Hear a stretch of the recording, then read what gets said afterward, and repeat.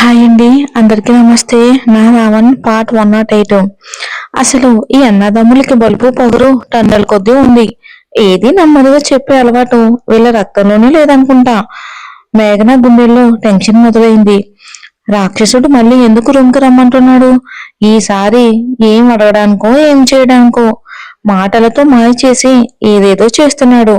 ఇంతకు ముందే నయ్యం, రాక్షసుల్లా కోపంగా ఉన్నా దూరంగా ఉండి మాట్లాడేవాడు. ఇలా చీటికి మాటికి దగ్గరకు వచ్చేవాడే కాదు. నేను వెళ్ళను, ఏమైనా అనుకోని. లోపల అంతరాత్మ, ఏ తింగరబుచ్చి, ఏంటి నా అందాల రాక్షసుల మీద అబండాలు వేస్తున్నావు?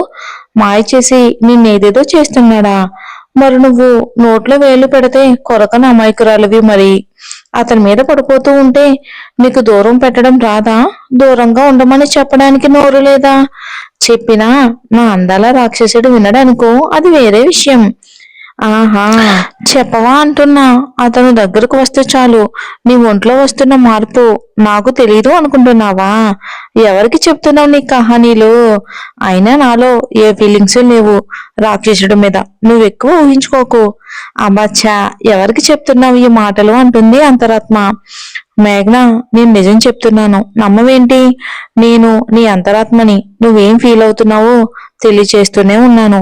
ఇంకొకసారి నా అందాల రాక్షసుడికి మాటలంటే ఊరుకునేదే లేదు అని సైలెంట్గా వెళ్ళిపోతుంది.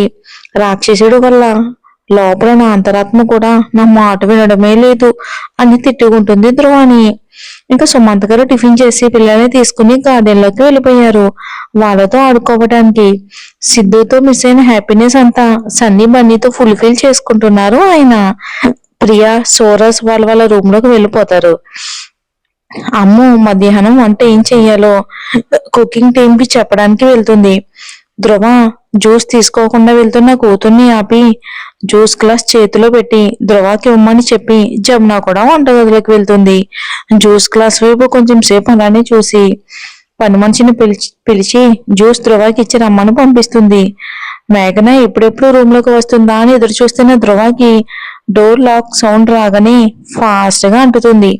జ్యూస్ ఎవరిమ్మన్నారు అని బేస్ వాయిస్ లో అడగగానే మేఘన మేడం ఇవ్వమన్నారు సార్ అని అనగానే నాకేం అవసరం లేదు, తీసుకుని వెళ్ళు అని డోర్ పగిలిపోయేలా గట్టిగా వేసి, ఎంత బలుపే, జ్యూస్ తీసుకుని రమ్మంటే వేరే వాళ్ళ చేత పంపిస్తావా? ఒంటరిగా దొరకాలి, అప్పుడు చెప్తా నీ పని అని అనుకుని ల్యాప్టాప్ తీసుకుని వర్క్ లో బిజీ అయిపోతాడు. జ్యూస్ గ్లాస్ తో తిరిగి తెస్తున్న సర్వెంట్ ని చూసి ఏమైంది అంటుంది. సార్ వద్దన్నారు మేడం అంటుంది. అది విన్నా కూడా మేఘ ధ్రువ దగ్గరికి వెళ్ళాలి అనుకోలేదు.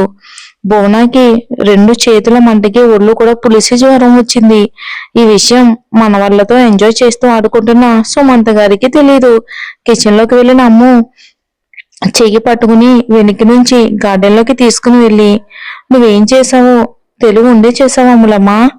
ఎందుకు ఇలా చేసావు? వదిన ఎలాంటిదో నీకు తెలీదు. ఆమెతో పెట్టుకున్నావు. తను చాలా డేంజర్, పగపట్టిన నాగుపాముతో సమానం. నీ మీద చిన్న అనుమానం వచ్చినా కూడా ఆమె ఏం చేస్తుందో కూడా నువ్వు ఊహించలేవు. ఎందుకెంత పిచ్చి పని చేశావు? ఇప్పుడు చేస్తే చేసావు కానీ ఇంకొకసారి ఇలాంటి పనులు చేయకమ్మా అని అంటుంది జమున. ఆవిడి డేంజరే కావచ్చు, నేను కూడా ఏం తక్కువ కాదు. ఆ సింగమనే ఇంటి కోడల్ని నేను కూడా. నా మూడుతో కాపురం చేసి నా ఒంట్లో కూడా బొలుపు పొగరు దిట్టంగానే వచ్చాయి. ఎందుకు చేశాను ఈ పిచ్చి పని అంటే ఆవిడ ఏం చేసిందో మీకు కూడా తెలిసే ఉంటుంది కదా. ఆస్తి కోసం నా మొగుడిని నా పిల్లల్ని నన్ను చంపాలి అనుకున్నావురా. నా కళ్ళ ముందు దర్జాగా తిరుగుతూ ఉంటే ఎలా ఉంటుంది? ఆవిడ చేసిన కుట్ర పనులకి ఒక్క చేతులేంటి, ఒళ్ళంతా పెట్రోల్ పోసి తగలబెట్టినా తక్కువే. ఇంకా ఏంటి చెప్పారు? అనుమానం వస్తే నన్ను వదలదా? తెలిసినా కూడా నా తలలో వెంట్రుక కూడా పీకలేదు అని తలలో ఒక పాయ పైకి లేపి చూపిస్తుంది. ఇప్పుడు చేసిన పని మళ్ళీ మళ్ళీ రిపీట్ చేస్తూనే ఉంటాను. ఆవిడ్ను వదలాలి అనే ఉద్దేశం కూడా లేదు. ఇది ఇంకా చాలా చిన్న పనిష్మెంట్. ఇలాంటివి ఇక ముందు చాలా ఇస్తూనే ఉంటాను. జమున అసహనంగా, నేను చెప్పేది నీ మంచికే అమ్ములమ్మ, విను అంటుంది. వినను పిన్ని, ఇదే మాట నీ మేనరుడు కూడా చెప్పాడు. ఆయన మాటే వినలేదు. అయినా పిన్ని, మీ మీద కూడా నాకు చాలా కోపం ఉంది. నిజం తెలుసు కూడా వాళ్ళు చేస్తున్న కుట్రలు చూస్తూ కూడా వాళ్ళని అడ్డుకోవాలని చూడలేదు. వాళ్ళ గురించి ఎవరికి చెప్పను లేదు. మీరు మంచివారు అని నాకు తెలుసు. నిజం మీలో మీరు దాచుకోలేక, ఎవరికి చెప్పుకోలేక ఎంత నరకం అనుభవించాలో మిమ్మల్ని చూస్తేనే తెలుస్తుంది. అందుకే నీ మీద కోపం చూపించలేకపోతున్నాను అంటుంది. వెంటనే జమున అమ్ముని హక్ చేసుకుని కన్నీళ్లు కారుస్తూ, నిజం చెప్పలేని నా అసమర్థతకి నాలో నేను ఎన్నోసార్లు చచ్చి బ్రతికాను అమ్ములమ్మ.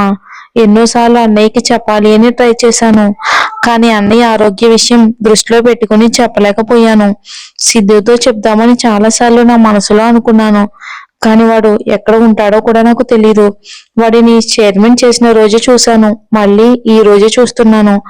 సిద్ధుకి విషయం చెప్పలేకపోతున్నానని, వాడికి సహాయం చేయలేకపోతున్నాను అని నాలో నేను ఎంతగా కుమిలిపోయి కన్నీళ్లు కార్చానో ఆ దేవుడికే తెలుసు. కానీ నా అల్లుడికి ఏం కాకూడదు, వాడికి నువ్వే రక్షగా ఉండాలి అని ఆ దేవుడికి ప్రార్థించని రోజంటూ లేదు అంటుంది బాధగా. మీ మీద నాకు అంత కోపం లేదులేండి, కొంచెమే ఉంది అంటుంది నవ్వుతూ, ఆమె కన్నీళ్లు తుడుస్తూ. నాకు కూడా ఏదో ఒక పనిష్మెంట్ ఇచ్చి నీ కోపాన్ని తీర్చుకో తల్లి.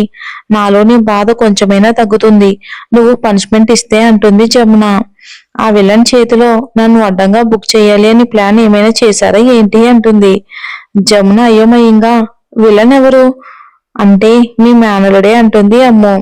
అమ్ము చెవి మెలిపెడుతూ, నా మేనలుడు విలనా అంటుంది. దానికి అమ్ము నవ్వుతూ, కాదు కాదు, విలన్స్కే విలన్ అంటుంది. అలా ఆ రోజు ఎవరూ బయటికి వెళ్లకుండా ఇంట్లోనే గడిపేశారు. సిద్ధు, ధ్రువ వర్క్ లో బిజీ అయిపోతే సుమంత గారు పిల్లలతో బిజీ అయిపోయారు. సూరజ్ ఏం చేయాలో తోచక తన ఫ్రెండ్స్ తో కొంచెం సేపు చిట్ చాట్ చేసి, నా లడ్డు దేం చేస్తుందా అని కాల్ చేస్తాడు. 2 సార్లు రింగ్ అయినా సరే ఎత్తాలా వద్దని ఆలోచిస్తూ 3వసారి కాల్ అటెండ్ చేసింది జాను. ఓసే లడ్డు, ఏం చేస్తున్నావే? ఫోన్ చేసిన వెంటనే లిఫ్ట్ చేయాలని తెలీదా ఏంటి? ఎక్కడికి వెళ్ళావే?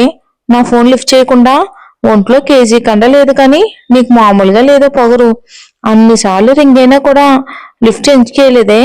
ఆ ఓ, నేను ఎంతగా వాగుతున్నా కూడా ఒక మాట కూడా మాట్లాడడం లేదు. నోట్లో ఏం పెట్టుకున్నావు అని మళ్ళీ అరుస్తాడు.